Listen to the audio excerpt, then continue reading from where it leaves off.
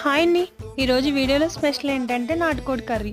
నాటుకోడి curry stove మీద వండుకొని దానికంటే ఇలా కట్టెల పొయ్యి మీద వండుకొని తింటే చాలా టేస్ట్గా ఉంటుంది.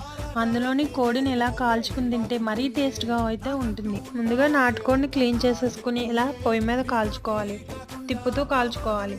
బాగా కాలిన తర్వాత చిన్న చిన్న ముక్కలుగా కట్ చేసుకోవాలి. కట్ చేసుకున్న వాటిలోకి ఉప్పు, కారం, పసుపు, అల్లం వెల్లుల్లి పేస్ట్, గరం మసాలా వేసుకుని బాగా మిక్స్ చేసుకుని పక్కన పెట్టేసుకోవాలి.